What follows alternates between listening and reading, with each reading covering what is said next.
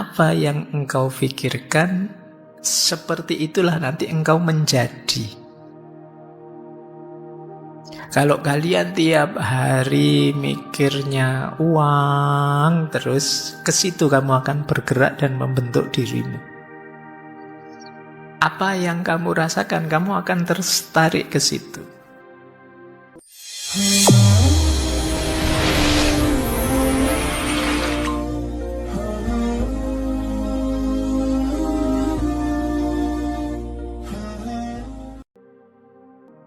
Assalamualaikum warahmatullahi wabarakatuh.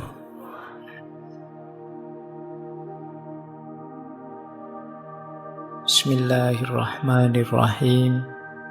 Alhamdulillahi rabbil alamin. Wa bihi nasta'inu ala umurid dunya waddin.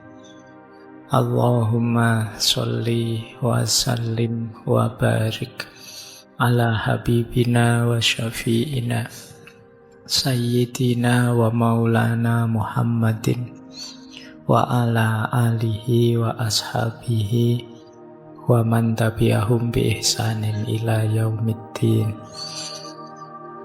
Amma ba'du.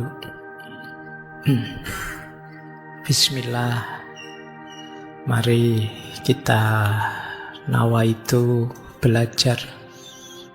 Kita lanjutkan lagi ngaji filsafat kita. Tema kita bulan ini tentang self-direction, pengarahan diri. Ya, bismillah.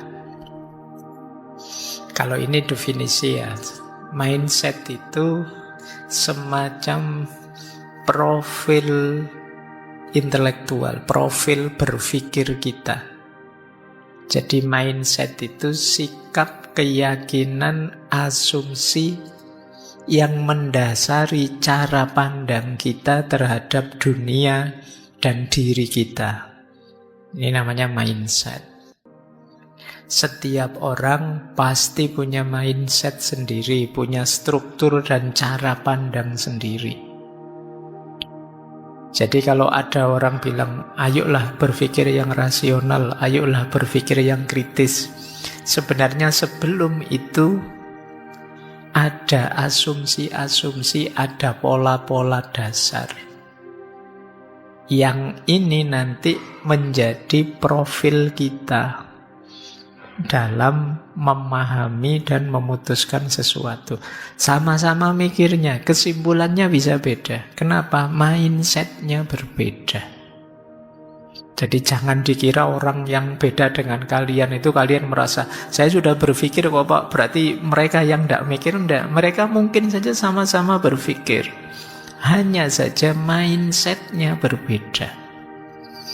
Apa ada manusia yang tidak berpikir? Kita kan sering ngeritik orang yang berbeda dengan kita itu sebagai, oh bodoh banget, ndak mikir. Wah, yo kayak saya ini mikir. Loh, mereka juga mikir. Cuma mungkin mindsetnya beda. Cara pandangnya beda. Mungkin teman-teman ingat dulu kita pernah belajar seorang filosof Yunani namanya Heraklitos. Beliau punya kalimat menarik. Ethos anthropoi daimon. Ethos itu karakter, antropoi manusia. Karakter manusia itu mengikuti daimonnya. Daimon ini semacam mindsetnya. Kemudian beliau mengilustrasikan kalau mindsetnya, sederhananya begitu ya kalimat selanjutnya. Kalau mindsetnya seperti lalat, ya sampah akan lebih menarik daripada emas. Jadi kalau cara berpikirmu seperti lalat, ya kamu lihat sampah lebih tergiur daripada lihat emas. Kalau cara berpikirmu di redaksi selanjutnya seperti babi, lumpur akan lebih menarik daripada air bersih. Jadi ini yang disebut mindset. Jadi kadang-kadang orang itu ya sama-sama mikir, cuma dengan mindset yang berbeda, kesimpulannya bisa berbeda. Orang yang tipe lalat tadi, kamu kasih sampah seneng, dikasih emas moh. Nah misalnya ada yang tipe anak kecil misalnya, dikasih uang banyak tidak mau. Maunya uang yang gambarnya menarik misalnya. Ini sama kayak kalian waktu besar ini, itu yang disebut mindset. Coba kalian tipe apa sih? Di tipemu itu nanti akan kelihatan caramu memahami hidup, caramu memahami dunia ini. Itu Heraklitos untuk memudahkan kita memahami apa itu mindset. Coba kalian cek ya, yang paling menarik dalam hidupmu apa? Ketika kalian melihat sesuatu, pertama-tama yang muncul di kepalamu apa? Itu biasanya berhubungan dengan mindset. Coba kalian cek, kalian seneng ngaji filsafat ini, coba apanya? Ramenya, materinya, saya yang membawakan, atau wah ini banyak lawan jenis yang ikut hadir juga, atau itu biasanya berhubungan dengan mindsetmu. Kalau urusan reasoningnya kalian bisa bikin belakangan, tapi mindsetmu yang duluan membunyikan. Kalau tadi fokusmu ke lawan jenis, begitu nyampe sini, wah perempuannya sedikit sekarang, bisa begitu kesimpulanmu. Yang kamu lihat itunya.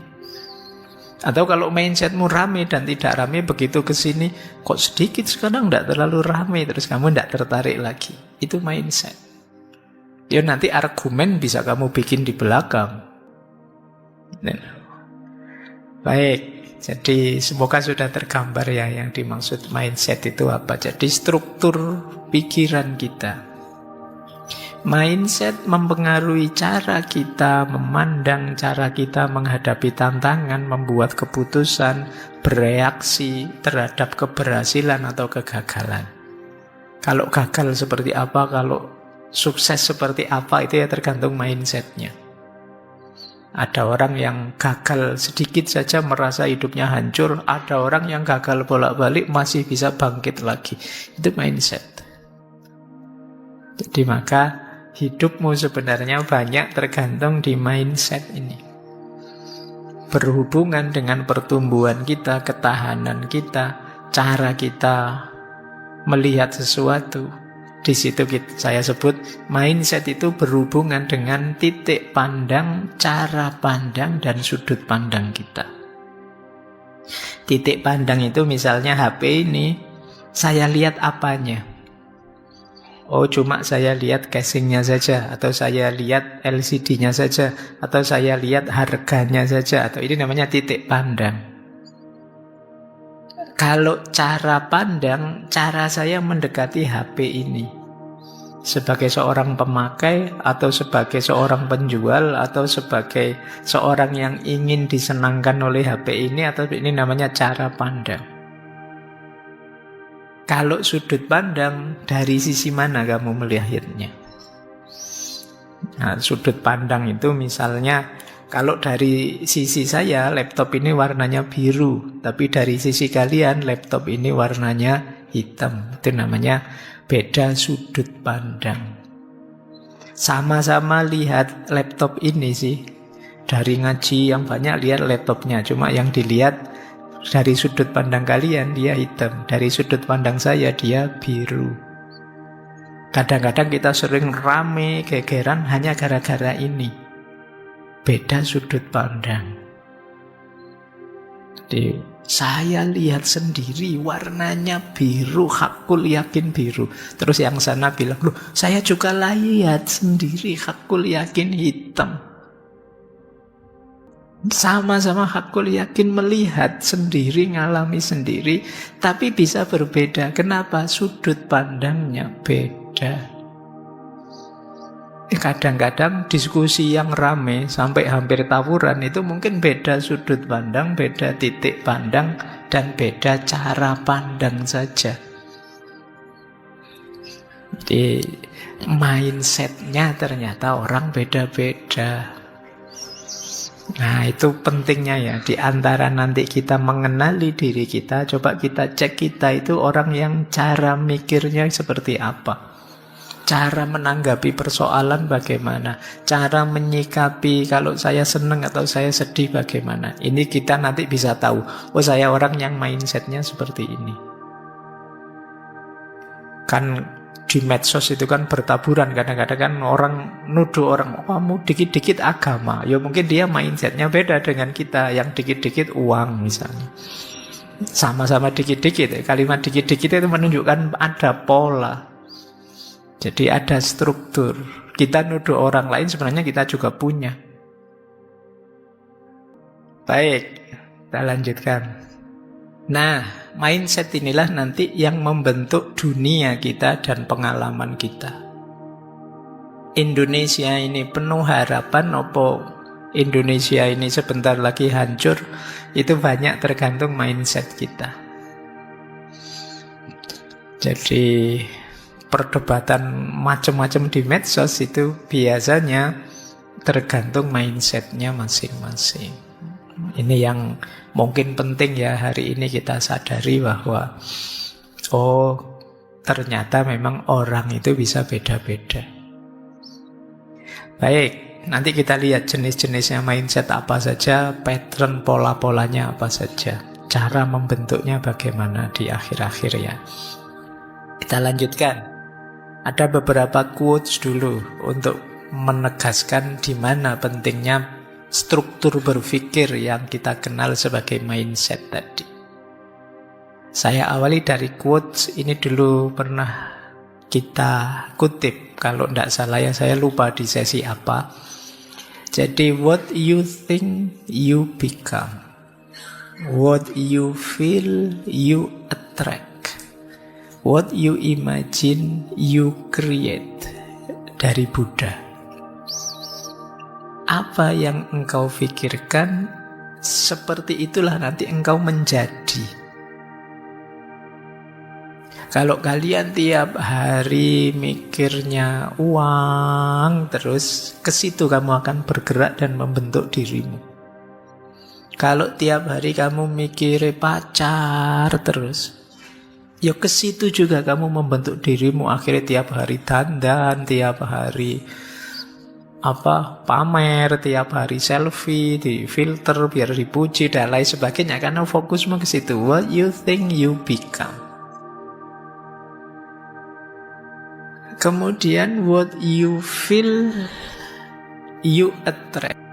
Apa yang kamu rasakan, kamu akan tertarik ke situ. Ini nanti berhubungan minggu depan banyak berhubungan dengan passion. Dan yang ketiga, what you imagine, you create.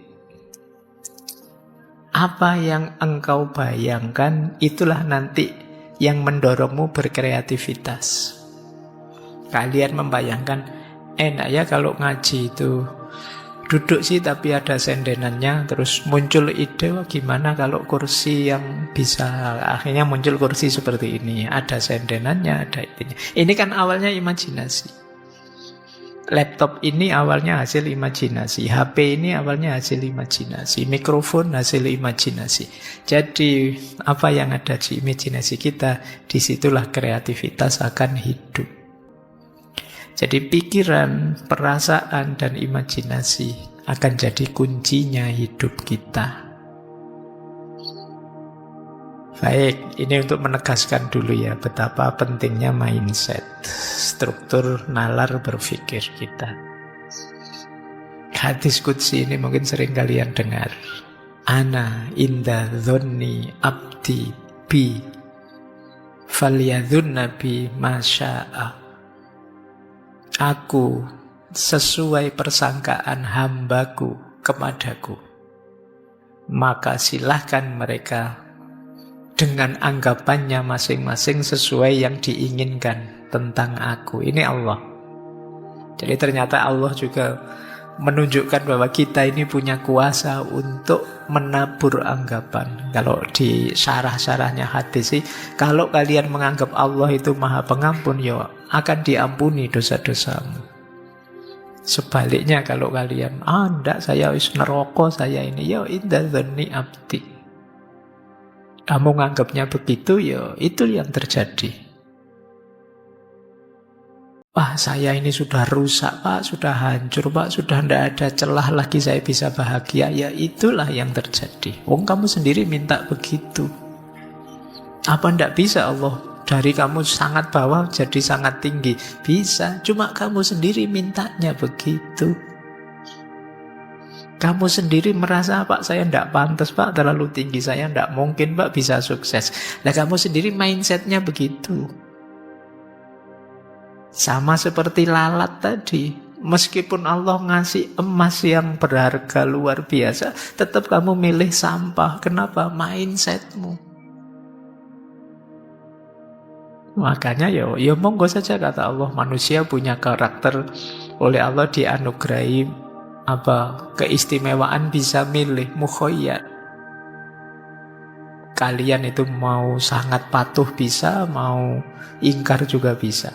Penuh harapan bisa, putus asa juga bisa. Ya kamu milih putus asa, ya rasakan sendiri efeknya. Kamu milih penuh semangat, rasakan sendiri efeknya. Ana inda dzanni abdi bi. Kadang-kadang kita yang bikin ruwet hidup kita sendiri. Kita menafsirkan Allah secara sangat susah dan kita kesusahan sendiri. Menurut saya tidak mungkin, Pak, Allah mengampuni saya itu. Ya itu yang terjadi. Tafsirmu sendiri. Sering dulu ya saya ilustrasikan bagaimana kadang-kadang kita itu minta pada Allah, tapi kita sendiri tidak terlalu yakin doa kita dikabulkan. Ya Allah, ya inda dzanni abdi bi, Allah datang sejauh keyakinanmu. Kalau keyakinanmu hanya setengah, ya Allah datangnya setengah. Ya Allah, semoga nanti saya lulus kuliah ini cum laude. Tapi apa bisa ya saya cum laude? Wong yo aku iki ndak pinter aku itu. Ya kamu sendiri yang mementahkan doamu.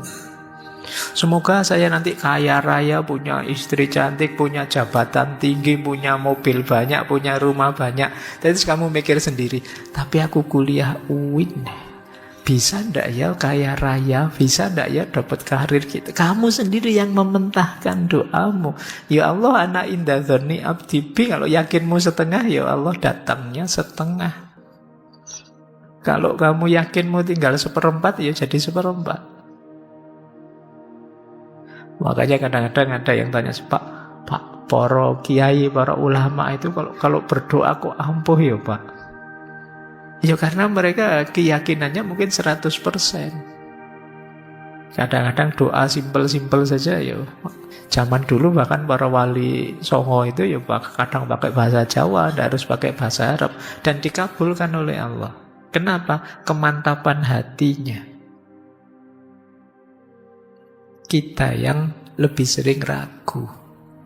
Wong kita dibilang nanti 2045 Indonesia emas. Alah Pak, emas gimana? Wong situasi kita kayak gini, dari mana jalannya jadi emas? Ya sudah, kamu sendiri mindsetnya begitu, ya tidak akan nyampe sana sudah. Kalau kamu pesimis, ya tidak akan sampai ke sana. Wong pelakunya kalian kok, dan kalian tidak percaya diri, ya tidak akan nyampe.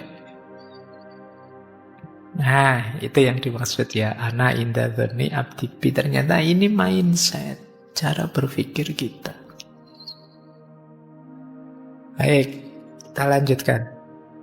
Saya ingatkan dulu sebentar. Dulu pernah kita membahas the law of attraction.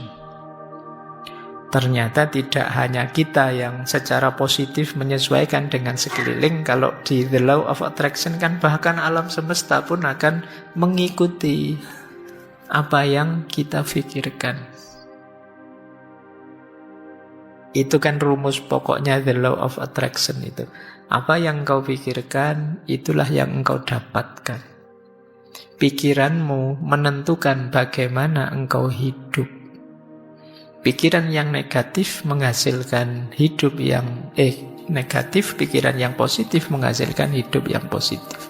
Jadi kalau engkau positif, hidupmu pasti positif. Kalau mindsetmu negatif, ya hidupmu negatif.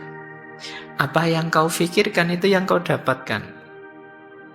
Tak kasih contoh ya. Tadi kalian yang kesini niatnya nyari wawasan baru apa? Nyari pikiran-pikiran filosofis baru. Ya kalian akan, ini ada ide baru nih, ada gagasan baru nih. Itu yang kamu ambil. Meskipun di sana banyak yang cakep-cakep, yang itu tidak jadi pikiranmu. Tapi kalau kamu yang nyari yang cakep-cakep, sebagus apapun gagasan berseliweran di sekelilingmu, akan kamu lewatkan. Kenapa? Kamu fokus nyari yang cakep, yaitu yang kamu dapat. Jadi apa yang kamu pikirkan, itu yang kamu dapatkan.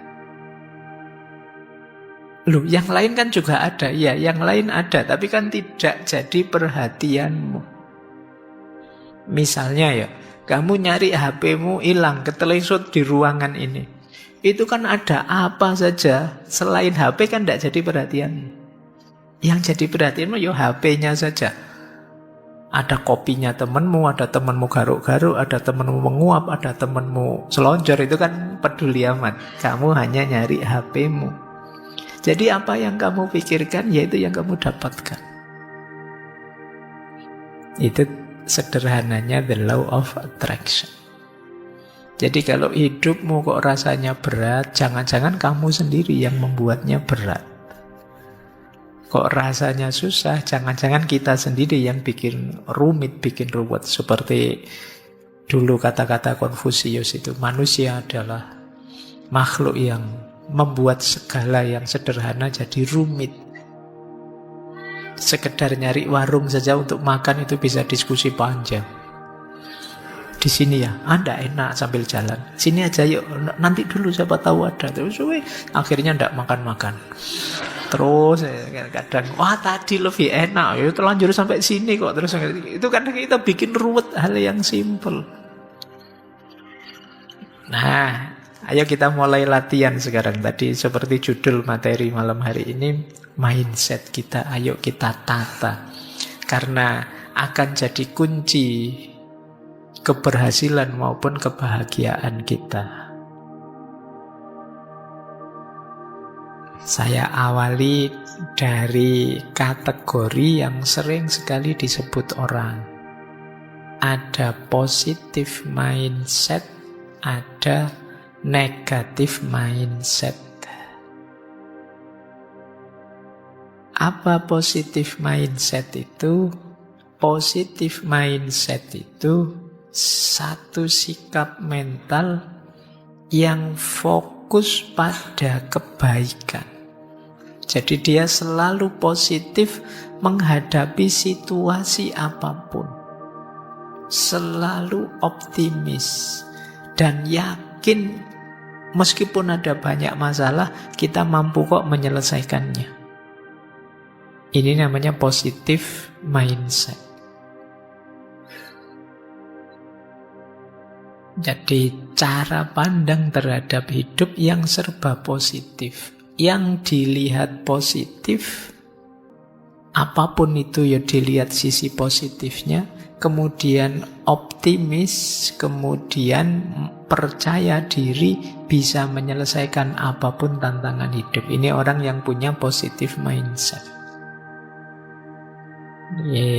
Kalau kalian masih sering pesimis, masih sering galau, masih mencemaskan masa depan, itu kemungkinan mindset kita belum terlalu positif. Cirinya apa positive mindset itu saya bawa beberapa ya. Orang yang mindsetnya positif, yang pertama dia optimis. Jadi optimis itu kan sederhananya yakin bahwa besok akan lebih baik. Iya sih sekarang ada masalah, tapi pasti besok akan membaik masalah ini. Jadi optimis itu bukan berarti lari dari masalah, tapi yakin bahwa masalah ini akan terselesaikan. Wong manusia itu canggih. Coba ya kalian renungi hidupmu. Kalian pasti kan sering takut ini, takut itu. Mau kuliah takut, iso ndak yo aku nanti kuliah. Mau lanjut S2 bisa ndak ya, saya S2 wong S1 aja pontang-panting. dikejar-kejar misalnya. Sekarang kok S2, itu kan akhirnya kamu masuk S2. Ternyata ya jalan. Ketakutanmu selama ini ternyata tidak terbukti. Ternyata yang sebelumnya itu ya ketakutan-ketakutan kosong.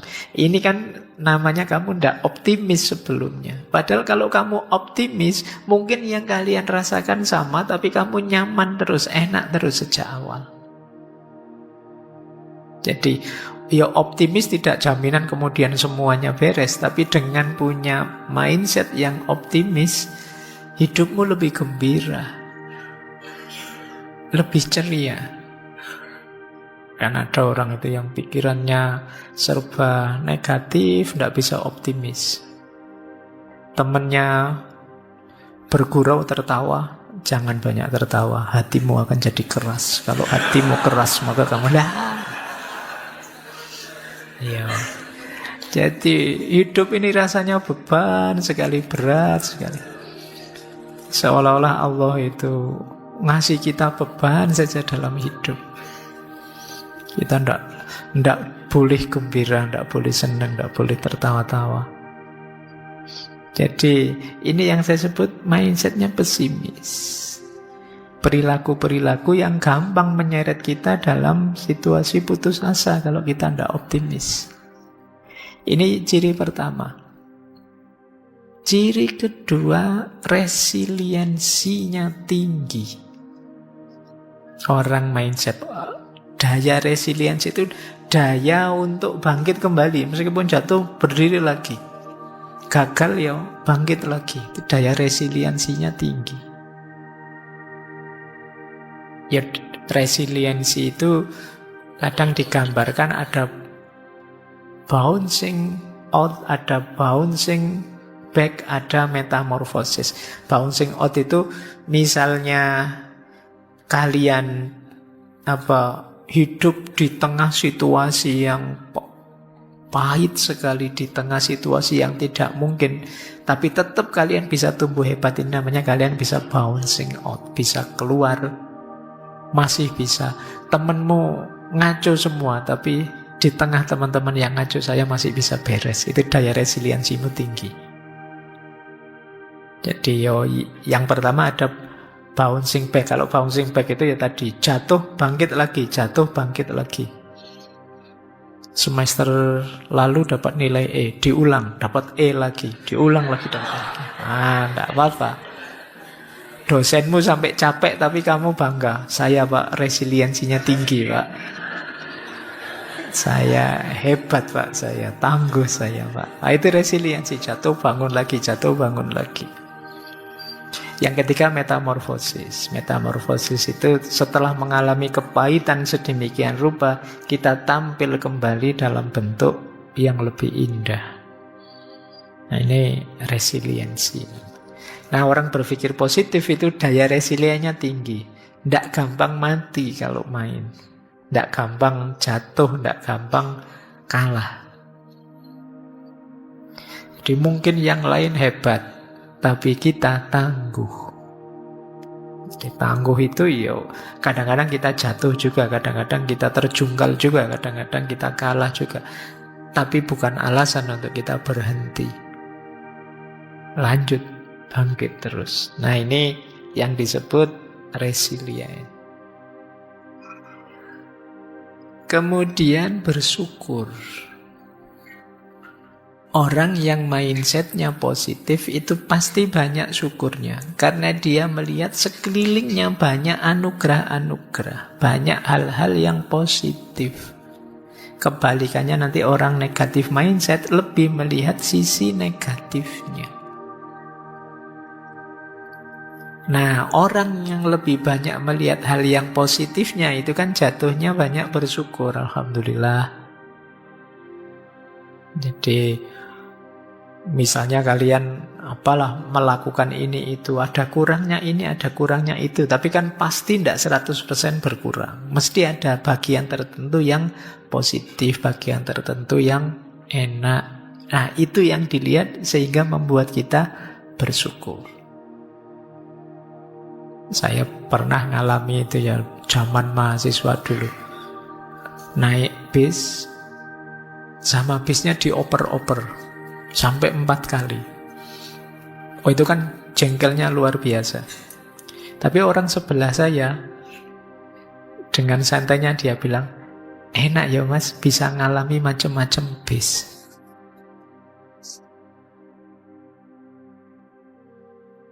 Yang lain bayar sekali dapat 1 bis, kita bayar sekali dapat 4 bis loh.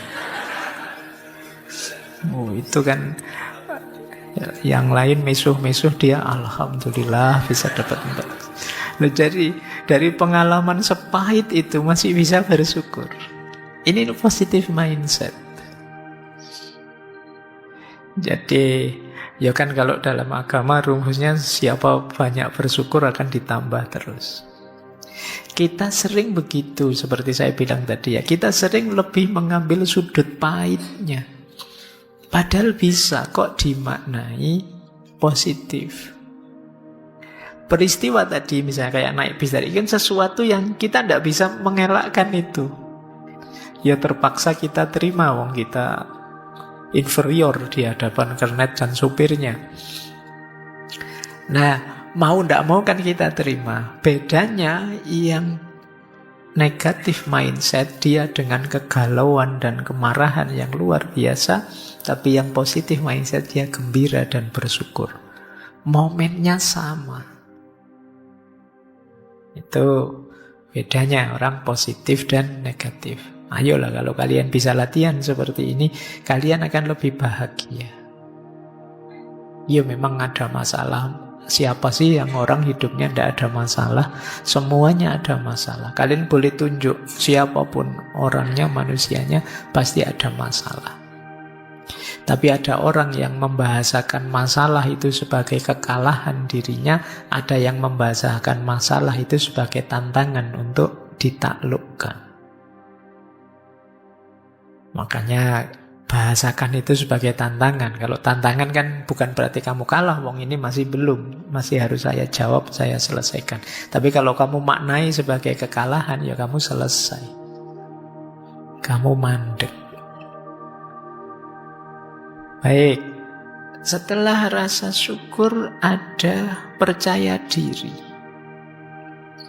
Yo, ini gandengannya optimis pasti. Orang optimis ya jatuhnya percaya diri. Orang yang percaya diri lebih mantep. Apa saja yang dilakukan dia mantep dibandingkan orang yang masih ragu-ragu. Apalagi orang minder, tidak percaya dirinya sama sekali. Kadang-kadang kita terbawa oleh, kan kita sering di Indonesia itu, jangan sombong loh ya, jangan itu ya, terus kita merendahkan diri. Tapi kadang-kadang secara tidak sadar kebablasan. Sehingga jatuhnya kita terus jadi minder, tidak percaya diri. Akhirnya banyak momen yang harusnya bermanfaat jadi tidak jalan. Karena kita tidak percaya diri. Jangankan yang besar-besar, kadang-kadang kalian disuruh jadi imam saja kan tidak pede. Wong Jawa imam sholat zuhur aja kadang kan silahkan, yang lain ayo monggo, alah wong tinggal imam saja loh, wong sholat zuhur tidak ada suaranya, tapi ya masih adu jempol sampai lama itu bisa. Ya kan, ya tinggal salah satu ngalah depan kan selesai, tapi ya bisa tunggu-tungguan lama itu. Nah, ini salah satu ilustrasi. Mungkin kalian juga sering begitu ya. Disuruh sambutan, mewakili, wah tidak beranilah yang lain saja. Disuruh apa saja tidak berani yang lain saja. Ya kalau kamu setengah percaya diri atau kamu minder atau apa, ya tidak maksimal. Seandainya terpaksa kamu harus tampil, kan akhirnya jadi setengah jalan. Karena kamu ragu-ragu, grogi. Mungkin kalian sering alami ya, grogi terus jadi tidak fokus. Harusnya yang dilakukan itu kamu sudah bisa, sudah hafal, tapi karena grogimu terus jatuhnya jadi setengah jalan. Karena sejak awal kamu tidak percaya diri, mindsetmu agak negatif. Saya teringat dulu zaman KKN, kemarin baru ada anak KKN. Zaman saya KKN itu ada teman yang disuruh adzan sama masyarakat. Yo, saya yakin dia hafal adzan sih, tapi dia tidak percaya diri bahwa dia bisa adzan. groginya luar biasa. Mungkin kalian pernah ngalami ya. Sampai akhirnya begitu terpaksa wong yang lain tidak ada, tinggal dia, terpaksa dia ada. Saking groginya, harusnya yang dia keraskan Allahu Akbar, tapi sejak bismillah dia sudah keras. Jadi harusnya Allahu Akbar, dia bismillah gitu. Jadi saking groginya,